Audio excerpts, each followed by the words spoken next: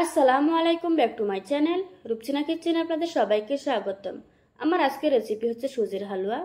সহজ রেসিপিতে শেয়ার করেছি, চলুন তাহলে দেখে নেওয়া যাক। সুজির হালুয়া বানানোর জন্য চুলায় একটি প্যান বসিয়ে দিয়ে দিচ্ছি 1 কাপ চিনি। তারপর চিনিটা যখন গলতে শুরু করবে আর দেখতে কিছুটা ক্যারামেলের মতো হতে থাকবে,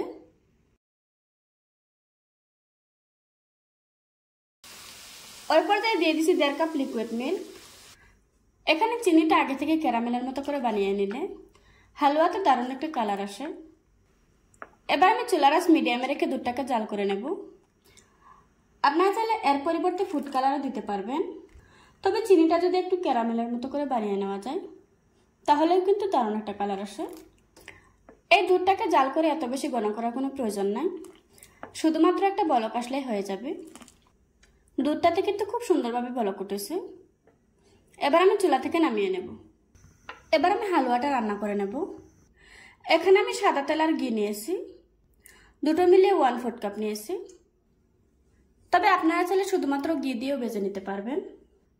এখানে আমি কিছু চীনাবাদাম নিয়েছি, এখন এগুলিকে ভেজে নেব।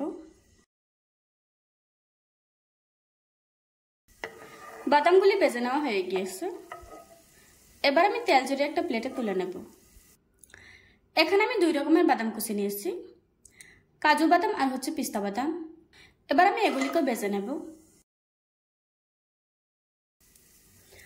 বাদামগুলি যখন কিছুটা ভাজা হয়ে যাবে ওই পর্যায়ে দিয়ে দিচ্ছি কিছু কিশমিশ। এখন সব কিছু খুব ভালোভাবে ভেজে নেব। কিশমিশগুলি ভাজতে এত বেশি সময় লাগে না।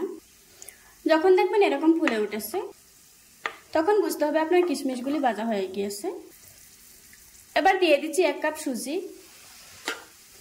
এখন সব কিছুর সঙ্গে সুজিটাকে খুব ভালোভাবে ভেজে নেব। দিয়ে দিচ্ছি 1/4 চা চামচ লবণ, তবে আপনারা চাইলে এটা স্কিপ করতে পারবেন। তবে যে কোনো মিষ্টি খাবারে সামান্য একটু লবণ দিলে খাবারের স্বাদটা বেড়ে যায়। এখন সব কিছু খুব ভালোভাবে ভেজে নিচ্ছি, তবে এই কাজটা একটু সময় নিয়ে ধৈর্য ধরে করতে হবে, যাতে করে সুজিটা বাছতে বাছতে দারুণ একটা কালার চলে আসে আর সেই সাথে সুন্দর একটা গ্রান আসে। এখন সুজিটা ভাজা হয়ে গিয়েছে। এবার দিয়ে দিচ্ছি আগে থেকে জাল করে রাখা লিকুইড মিল্ক আর এভাবে করে মিশিয়ে নিচ্ছি। এটা কিন্তু খুব ভালোভাবে মিশাতে হবে, তা না হলে কিন্তু এরকম দলা পেকে যাবে। এখন আমি হালুয়াটাকে কিছুক্ষণ জাল করে নেব। এবার দিয়ে দিচ্ছি মুখ ফাটিয়ে নেওয়া 2 এলাচ। তারপর দিয়ে দিচ্ছি আগে থেকে ভেজে রাখা বাদাম। এখন সব কিছু একসাথে একটু মিশিয়ে নিচ্ছি। এটা কিন্তু খুব তাড়াতাড়ি ঘন হয়ে যাবে। ওই পর্যায়ে দিয়ে দিচ্ছি 1/4 কাপ গুঁড়ো দুধ। এটা দিলে খেতে অনেক বেশি মজার হয়। যখন হালুয়ার ঘনত্বটা ঠিক এরকম হবে, ঠিক সেই পর্যায়ে চুলা থেকে নামিয়ে নিতে হবে। দেখুন বন্ধুরা, আমার সুজির হালুয়াটা রান্না করা হয়ে গিয়েছে। আশা করছি আমার আজকের এই সহজ রেসিপিটা আপনাদের কাছে ভালো লাগবে। ভালো লাগলে আমার চ্যানেলটা সাবস্ক্রাইব করে পাশে থাকা বেল বাটনটি অন করে রাখবেন।